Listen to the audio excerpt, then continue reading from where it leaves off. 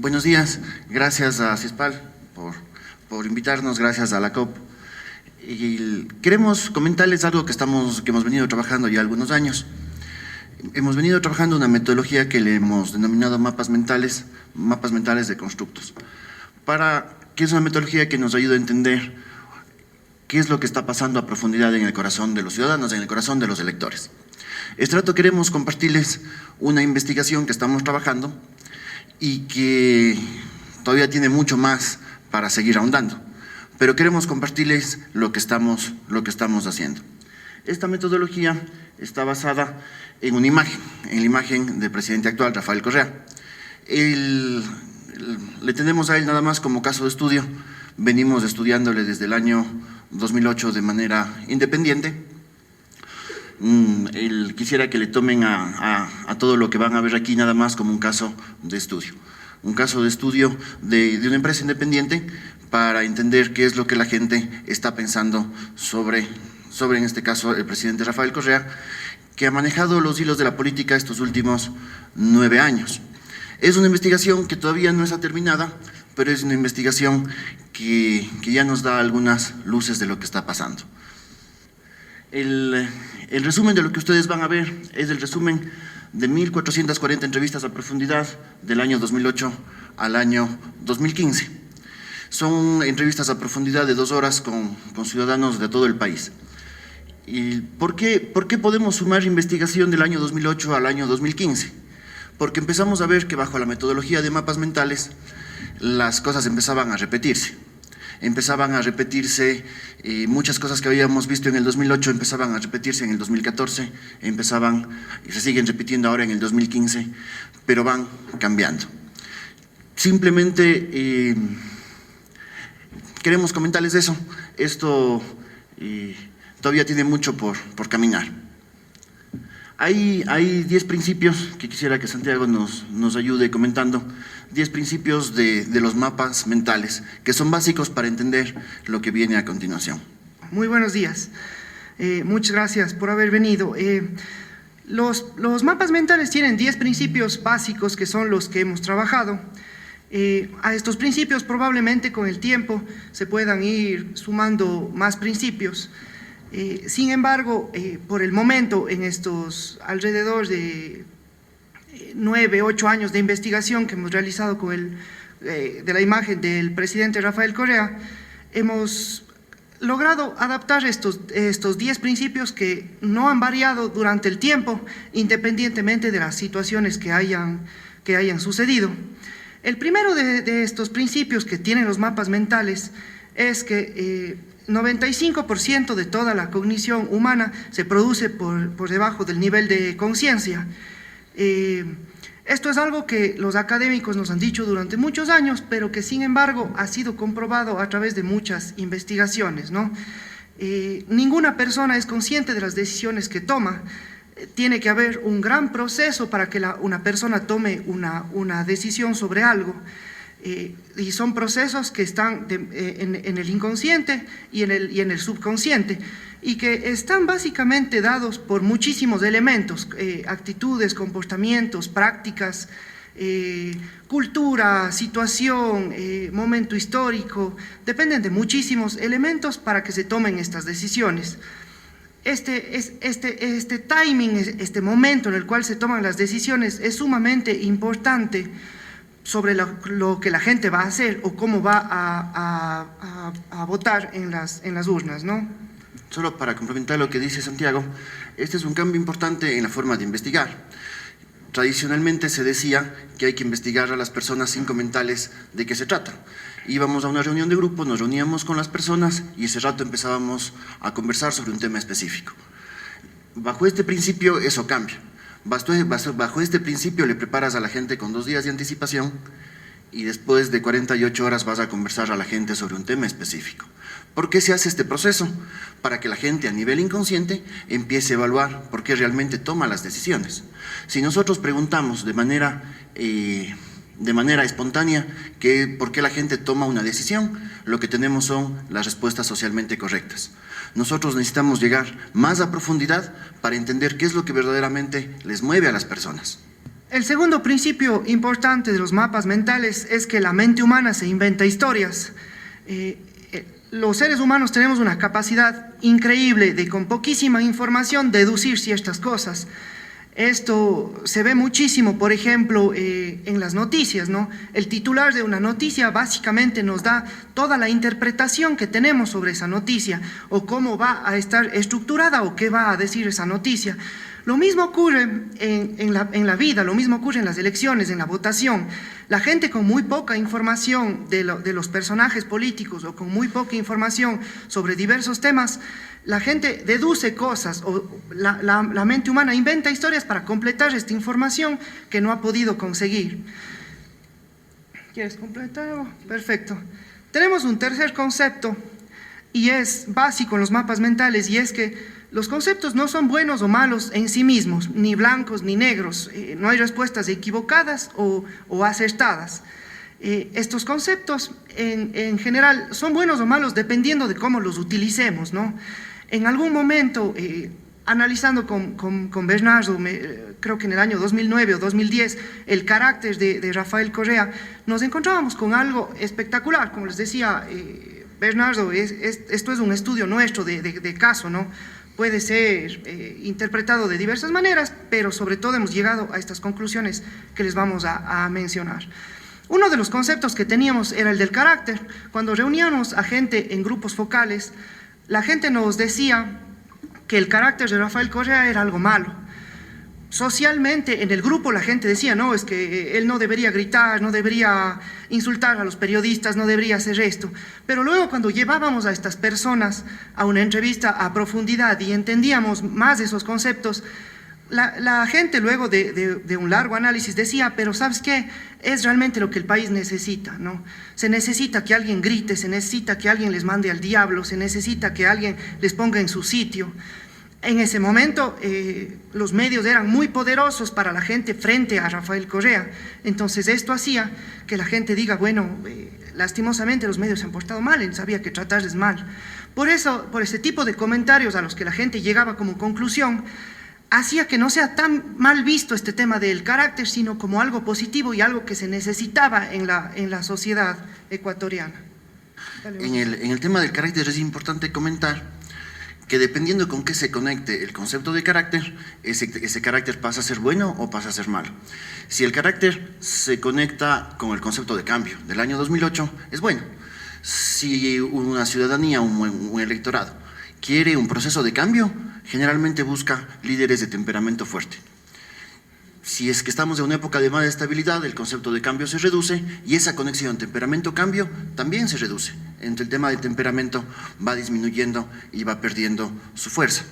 Si el tema del temperamento se une, por ejemplo, contra ser muy fuerte contra el pueblo o contra gente de menos poder, ese temperamento es mal visto. Cuando el temperamento es visto contra, por ejemplo, en el caso de David versus Goliat, cuando es David que se enfrenta a Goliat, el temperamento se convierte en valentía.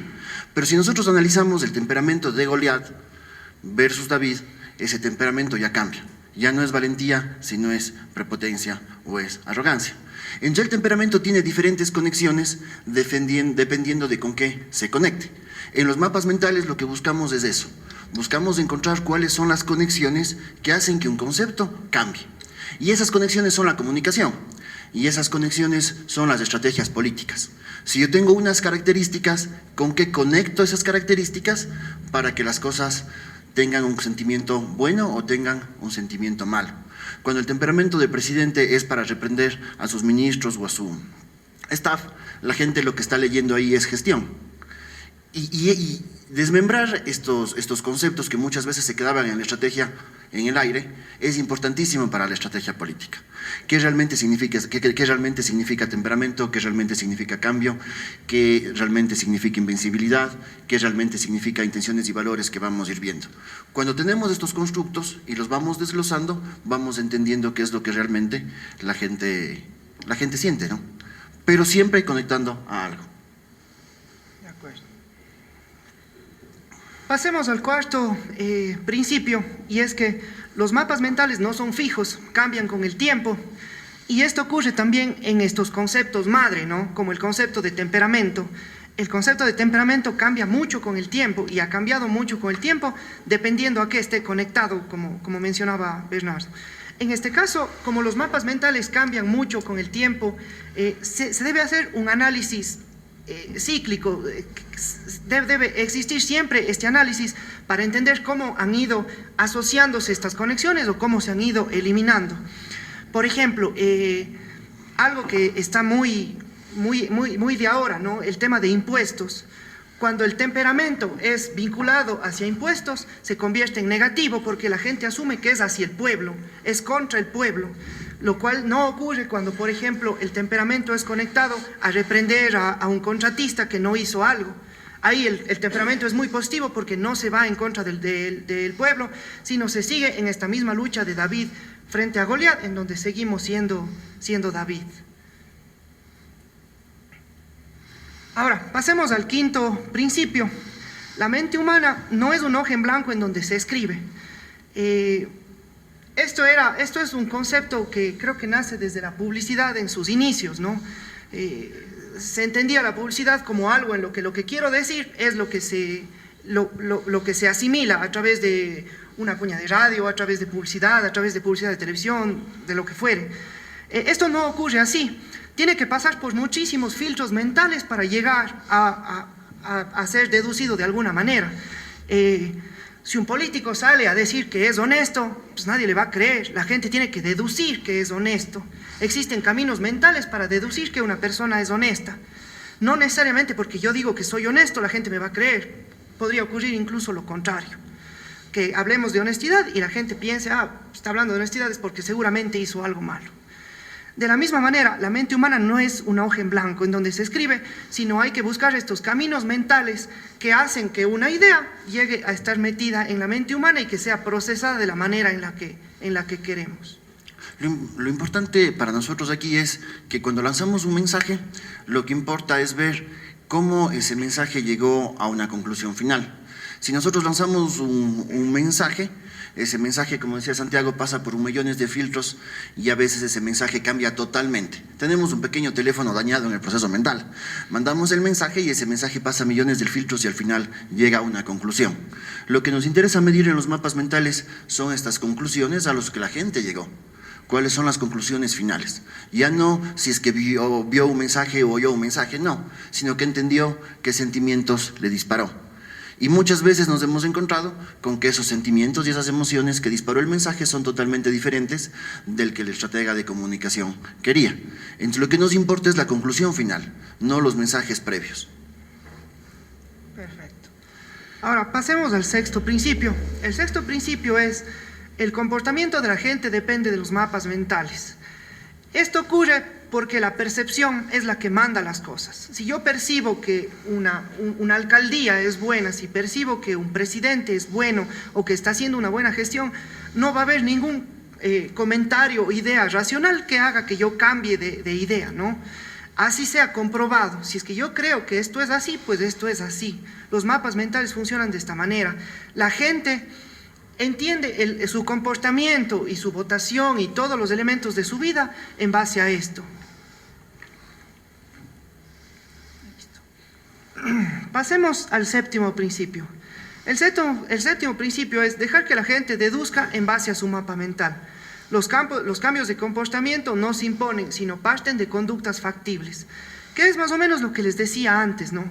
Buscar este camino mental para llegar a una situación, en la que, si es que busco que piensen que tengo muy buena gestión, no decir que tengo muy buena gestión, sino vamos buscando el camino que haga que esa gestión sea visible o que para la gente sea muy visible y que sea el camino, estas conductas factibles para que esto ocurra. De la misma manera, la mente humana es muy propensa a no recibir cambios, ¿no? Mantener el estatus y mantener un equilibrio mental es muy importante para la gente. Cambiar esas estructuras mentales es muy difícil, ¿no?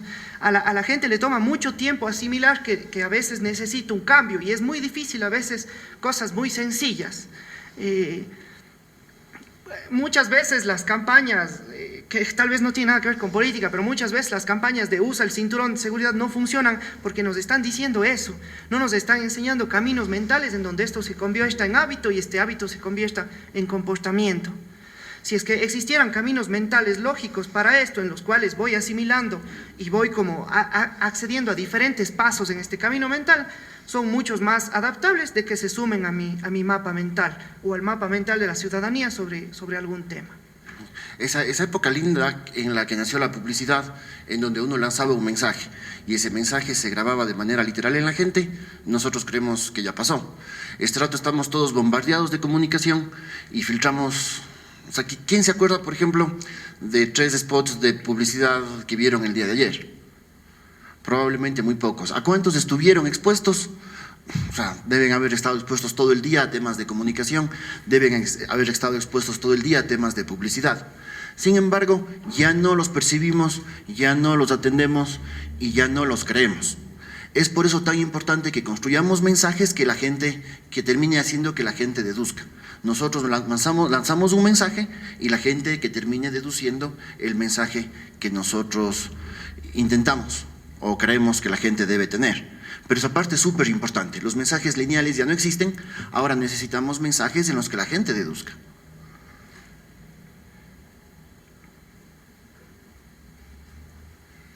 El octavo principio es que con los mapas mentales construimos conceptos que ya tienen una masa crítica de población que puede vivir el mensaje.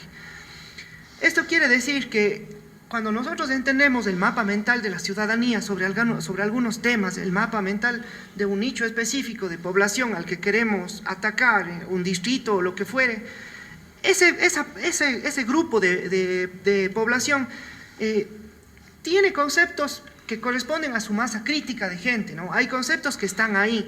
Cuando esos conceptos son los que utilizamos, esos insights son los que utilizamos en comunicación, ya están ahí presentes. Es mucho más sencillo utilizarlos y mucho más sencillo que la ciudadanía los asimile. Por eso es tan importante el tema de investigación en estos temas para entender a profundidad estos insights y cómo se van a comportar. Si es que nosotros lanzamos un concepto que no tiene una masa crítica de personas que lo vayan a defender en sus almuerzos, que lo vayan a defender en las conversaciones de su trabajo, que lo vayan a defender en los diálogos que tienen o incluso en sus redes sociales privadas, si nosotros no tenemos mensajes que ya están en la cabeza de las personas o una masa crítica del universo, vamos a lanzar mensajes que van a desaparecer. Necesitamos lanzar mensajes que sean defendidos por una masa crítica de personas. Cuando eso pasa, la masa crítica de personas empieza a replicarlo, empieza a moverse y las cosas empiezan a sentirse rápidamente. Si no hay esta masa crítica de personas, los mensajes que lances, primero habrá que ver si es que hay la posibilidad algún día de que funcione. Lo más probable es que no. Y si es que funcionan, pues probablemente tengas que invertir muchísimos recursos, demasiados recursos. Es fundamental que los mensajes se lancen cuando existe una masa crítica de personas, que ya los creen, o ya los viven, o ya los sienten. El noveno principio es que la mente humana no piensa en palabras o textos, sino piensa en algo parecido a imágenes. Específicamente no son imágenes, pero podríamos traducirlos de esa manera, ¿no?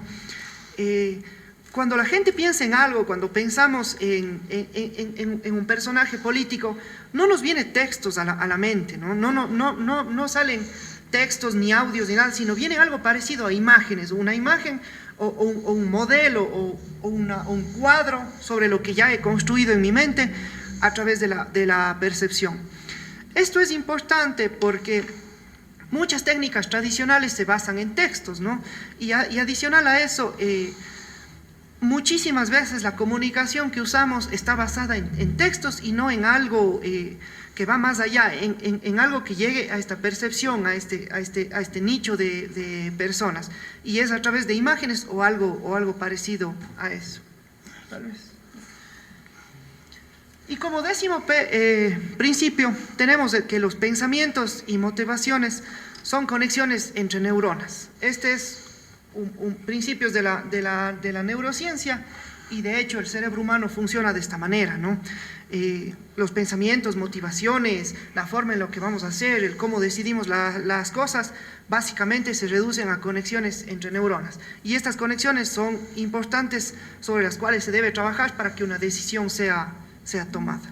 Para nosotros esto es importante porque si es que nosotros dejamos de utilizar esas conexiones que ya hemos construido, simplemente la neurona se va y hace sinapsis con otra neurona y se forman otros conceptos. Todo el tiempo debemos estar haciendo que estas neuronas se conecten, que los conceptos que ya tenemos todo el tiempo se vayan reforzando. La mejor manera de hacer esto es con los símbolos. Si nosotros este rato viéramos una bandera verde aquí, el mapa mental que cada uno tiene sobre Alianza País se prendería. Ese pequeño símbolo del color hizo que el mapa mental se active. No importa si ese mapa mental para algunos se activó bien o para otros se activó mal, eso no importa. Pero estos símbolos están obligando a que las neuronas hagan sinapsis sobre los conceptos que ya se tienen. De ahí la importancia de los símbolos. A veces a los símbolos no se les da tanta importancia, pero los símbolos activan los mapas mentales todo el tiempo y hacen que las neuronas hagan sinapsis. Y eso refuerza lo que estamos construyendo.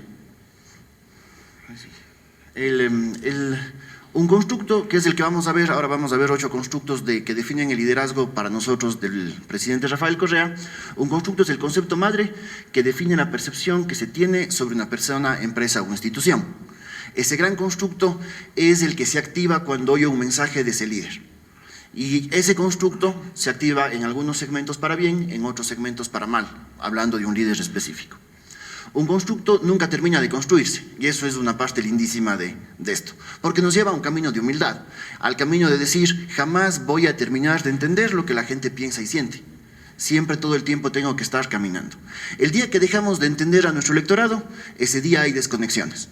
El día que no sabemos por qué la gente nos eligió, o ya no sabemos por qué la gente nos sigue, ese día hay desconexiones y perdemos liderazgo. Es fundamental siempre entender cuáles son los constructos, esos conceptos madre que hacen que la gente nos siga o no nos siga. Y cuál es la profundidad que ese constructo va caminando en el tiempo. Y un tercer punto es que un camino mental no desaparece, solo se atenúa o se fortalece. Lo que hablaba Santiago del constructo de temperamento.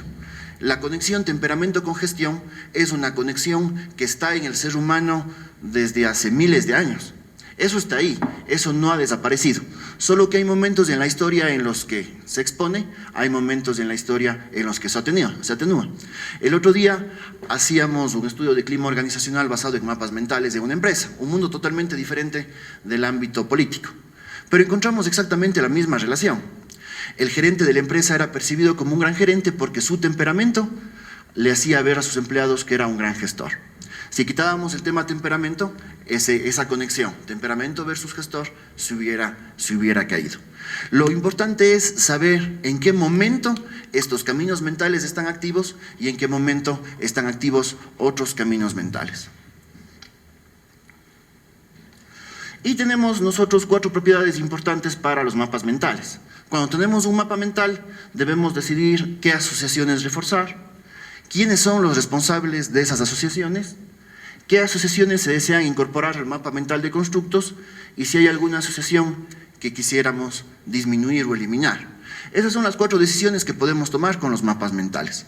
Literalmente es un mapa de qué es lo que está pasando en la cabeza de las personas y en base a eso podemos empezar a trabajar. Ahora, en esta investigación que les comentábamos, hemos llegado en base a este estudio de 8 años, de que existen 8 constructos que manejan todo el tema de la percepción que tiene Rafael Correa. El mapa mental de Rafael Correa está definido para nosotros por 8 constructos. El primero de ellos es de intenciones y valores. Tal vez si quieres mencionar. Creemos que este es el constructo y el mapa mental más importante de todos, pero es un mapa mental muy difícil de investigar y es un mapa mental que no suele salir, porque la gente a nivel inconsciente se pregunta si es que lo que hizo el líder, si es que lo que hizo la otra persona lo hizo con buena fe o no lo hizo con buena fe. Ese es un análisis inconsciente que todos hacemos, no solo de líderes, sino también de nuestras interacciones personales. Cuando nosotros tenemos un amigo, un ser querido o alguien y le valoramos y decimos, ¿será que esto lo hizo con buena fe? Esa interpretación es una. Cuando ese ser querido decimos, ¿será que esto lo hizo con algún afán de dañarme o con mala fe? Las cosas cambian. Entonces, este de aquí es el mapa mental más importante de todos, las intenciones y valores de un líder. Pero esto no suele salir en las investigaciones normalmente, hay que trabajar mucho para que salga. Y este de aquí es el que define cómo se comportan los otros 8 constructos. Cómo se comporta el manejo del poder, cómo se comporta el tema de cercanía al pueblo, de temperamento y carácter, de capacidad, de incansable, de invencible y cambio. Si la gente percibe que mis intenciones y valores son positivas, la gente me va a seguir en un proceso de cambio. Si la gente percibe que las intenciones y valores que yo tengo ya no son lo que eran antes, pues el proceso de cambio es diferente. A nuestro criterio, todas las alcaldías que perdió Alianza País tuvieron que ver con intenciones y valores. La gente simplemente se cuestionó, ¿será que las intenciones y valores del proceso Alianza País son lo que yo estaba eligiendo? Y dijeron, como tengo esa duda, no llegaron a una conclusión, así funciona el ser humano. Simplemente se plantearon, como tengo esa duda, le reduzco el poder. ¿Cómo le reduzco el poder? No voto por sus alcaldes. Y fue por un tema de intenciones y valores. ¿Será que las intenciones y valores del proceso que la gente iba siguiendo son las mismas o ese proceso de intenciones y valores cambiaron? Y el rato que cambiaron eso justo en la elección de las alcaldías, la gente empezó a percibir que había algo que no le gustaba en el mapa de intenciones y valores y se perdieron todas las alcaldías que ustedes conocen que se perdieron para Alianza País. De la misma manera, cualquier idea, concepto o cualquier elemento o cualquier ley o cualquier cosa que se lance de parte del gobierno, en este caso, va a estar primero medido por este tema de intenciones. Si es que en mi marco mental, si es que en mi mapa mental considero que las intenciones del gobierno son buenas, pues la interpretación que dé sobre esas cosas va a ser diferente a la que alguien que piense que las intenciones son malas. Algo que no ocurría antes y que nos hemos topado ahora en las investigaciones que hacemos es que mucha gente ahora habla de que, bueno, y antes no existía corrupción, ahora ¿por qué sí hay? O eso define la gente, ¿no? Como percepción. Como percepción. Esa simple decisión, esa simple idea de pensar que algunas cosas ya no se hacen como antes, hace que el resto de cosas sean medidas de la misma manera. Por ejemplo, lo que hablábamos antes, el tema de los impuestos, ¿no? Los impuestos son dados en base a las intenciones. La gente percibe el tema de impuestos en base a las intenciones que considera tiene el gobierno. Si es que considero que las intenciones son buenas, pues probablemente acepte el tema de los impuestos y diga, bueno, es algo necesario. Pero si considero que las intenciones no son buenas, cualquier explicación racional que dé los ministerios o cualquier persona del gobierno no va a ser adaptada porque las intenciones considero que no son buenas. Entonces, este tema de intenciones y valores es muy importante porque es lo que marca el cómo yo vea las cosas. Es un filtro frente a lo que yo vea las cosas. Adicional a esto, el tema de valores, cuando existe una crisis en política, básicamente existe porque existe una pérdida de valores. Cuando existen pérdida de valores de los personajes, del gobierno, de la alcaldía, de lo que fuere, de la prefectura, es cuando eso realmente es una crisis, porque me está haciendo dudar sobre lo que realmente está sucediendo, que era algo que antes nunca hubiera dudado. Así es como percibe la gente. El otro constructo que es importante, que le tenemos como manejo del poder, y lo vamos a cambiar como concentración de poder. Este de aquí marca también la forma en la que la gente percibe a los líderes. Una cosa es, para poner un ejemplo medio gil, pero creo que nos ayuda a transmitir lo que queremos. Si uno es Batman, el poder que tiene siempre es limitado contra unos enemigos que parecen más poderosos. O si uno es Robin Hood, tiene un poder versus un emperador, versus un rey. Cuando Robin Hood pasa a ser el rey en la cabeza de las personas y ya tiene mucho más poder, no cambió nada más que eso. Antes tenía menos poder, ahora tiene más poder. Pero esa pequeña diferencia hace que la gente lea las cosas también de manera diferente. Cuando uno tiene poco poder y eres temperamental y eres fuerte, se lee como lo que habíamos comentado, se lee como valentía. Y esa pequeña arrogancia la gente la aplaude y dice que valiente, cómo se va contra algo que tiene mucho más poder. Pero cuando tú ya tienes poder, cuando tú ya estás en otro estado, la gente te pide otros valores. Te pide los valores de humildad, los valores de tolerancia. Y no es que cambió el mercado, no es que cambió el ciudadano, no es que cambió el líder. Simplemente cambió que antes vos eras Batman, pero ahora ya no eres Batman, sino ahora eres el rey de Ciudad Gótica. Si eres el rey de Ciudad Gótica, la gente te pide otras cosas. Y esa concentración de poder hace que la gente te lea de manera diferente. Por eso tenemos el segundo constructo, que es la concentración de poder. La gente percibe cuánto poder tú tienes como líder. ¿Tienes mucho o tienes poco? Si tienes poco, puedes jugar unas cartas. Si tienes mucho, puedes jugar totalmente otras cartas. Pero hay que medir y hay que saber cuánto poder tienes para saber qué acciones realizas o no realizas. De la misma manera, en este tema de manejo de poder, al inicio la gente decía, bueno, si es que no él tiene el Congreso, si es que no tiene las Cortes, si es que no tiene esto, si es que no tiene el resto de poderes, ¿cómo puede hacer las cosas? Sin embargo, cuando ya tiene eso y para la gente se ha cambiado la estructura, ahí la gente empieza a decir, bueno, ya lo tiene, ya cambió, ¿es momento de retirarlo o es momento de que pase a otras personas también y no solo a él?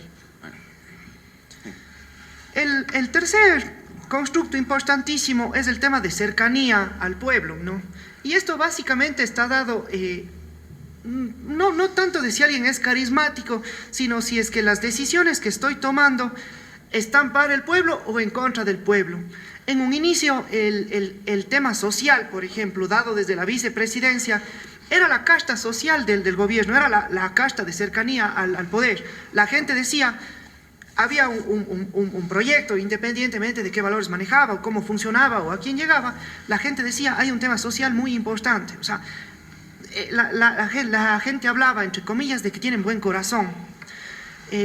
Eso también ha cambiado un poco ahora, ¿no?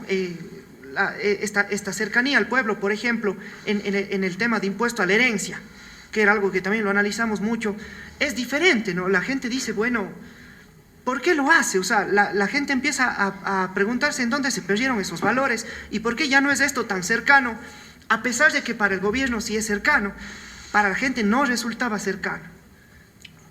Había una frase linda en el primer mapa mental que hicimos en el año 2008, que era una frase que decía, el presidente Rafael Correa dice lo que yo tengo guardado en el corazón y siempre he querido decir. O sea, qué frase más fuerte, qué frase más linda la que nos dijo la gente. Y eso era lo que la gente sentía en ese momento. Este rato, en cambio, sienten que hay un distanciamiento. Sienten que hay un distanciamiento porque los temas que se tocan no son los temas que la gente tenía guardado en su corazón. Son temas que vienen de alguna manera desde la oferta, desde lo que ellos consideran que se debe hacer. Ya no de esta frase tan linda, que además es una frase que ayuda mucho en investigación, que es, ¿qué tienes guardado en el corazón que quisieras decir? Antes la gente percibía que esto estaba claro y que se entendía. Ahora, no. Perfecto. El cuarto constructo, asimismo, es temperamento y carácter, que ya lo hablamos de alguna manera, pero que es muy importante, ¿no? El temperamento y carácter básicamente es una de las cosas que ha marcado la personalidad del presidente Correa en estos años de gestión. El temperamento y carácter es un constructo que tiene que interactuar siempre con los otros constructos. Si temperamento y carácter interactúa con intenciones y valores, para bien, la gente valora que intenciones y valores están bien, el temperamento y carácter está bien visto. Si temperamento y carácter, al interactuar con intenciones y valores, se ve que la gente duda de las intenciones y valores, genera miedo. Esa es la diferencia entre un temperamento y carácter que construye liderazgo y un temperamento y carácter que genera algún tipo de diferencia. Cómo el temperamento y carácter está manejado con intenciones y valores. Temperamento y carácter también siempre va con el tema de cambio. Temperamento y carácter ayuda mucho cuando va conectado con el tema de capacidad y gestión. Entre estos 8 constructos, cuando se conectan entre sí, generan algunos conceptos de comunicación importantes que nos permiten ir construyendo liderazgos. De igual manera, 2 ejemplos sobre este tema de temperamento y carácter. Por ejemplo, cuando es conectado de manera negativa el temperamento y carácter, cuando se va contra el pueblo. Por ejemplo, en el tema del muchacho de las yucas. Fue muy mal visto y la gente asumió y asimismo construyó con poca información muchísimas historias. Pero el otro lado, en cambio, era cuando fue el bombardeo de Angostura, ¿no? Esa imagen de Rafael Correa hablando con el presidente de Colombia, esa es la conexión positiva de temperamento y carácter, porque es a favor del pueblo y no en contra. Entonces, esas conexiones son las que hacen que el temperamento y carácter sea bueno o malo. Las conexiones, más no en sí el temperamento, sino cómo se lo use. Bueno, adicional a eso tenemos el siguiente, que es capacidad y gestión, ¿no? Algo que es muy recurrente en los mapas mentales que hacemos es el tema de la capacidad que tiene el presidente. La gente considera que tiene muchísima capacidad, no solo capacidad intelectual, sino también capacidad de trabajo. O sea, comunicacionalmente se ha vendido muy bien la idea de que se trabaja al menos 20 horas diarias o 18 horas diarias, y esto para la gente es muy positivo, porque la gente dice, bueno, está ahí, ¿no? O sea, tiene una gran capacidad, siempre tiene información a cualquier lugar, parroquia, cantón o lo que fuere que va, tiene información sobre ese tema. Eso le da a la gente una idea de una gran capacidad en este caso, de gestión. De igual manera, la gestión para la gente, ¿no? El tema de estas grandes obras macro para la gente dice, bueno, qué buena gestión, ¿no? O sea, tantas cosas que se están haciendo que probablemente antes no se veían. La capacidad de gestión también es uno de los en este caso, el quinto constructo de Rafael Correa. Capacidad y gestión siempre, en el mapa de capacidad y gestión siempre se construye con cosas como cuál es la visión, puede hacer los cambios que el país necesita, sabe a dónde llevarle al Ecuador o a la ciudad, y sabe cómo hacer las cosas, puede hacer que su gente trabaje y está enfocado en lo que la gente necesita. Entonces, capacidad y gestión es todo un árbol donde se construyen algunos otros subconstructos que ayudan a ver si es que que ayudan a que la gente lea si es que hay capacidad y gestión, pero es otro árbol también grande. Perfecto. El sexto es el tema de incansable, ¿no? Y esto va básicamente por dos lados. El uno, por este tema de mostrar un presidente que trabaja muchísimo, que trabaja muchas más horas de las que lo hace comúnmente las personas, los ciudadanos. Y por otro lado, el tema de ser incansable frente a las cosas que se quieren lograr.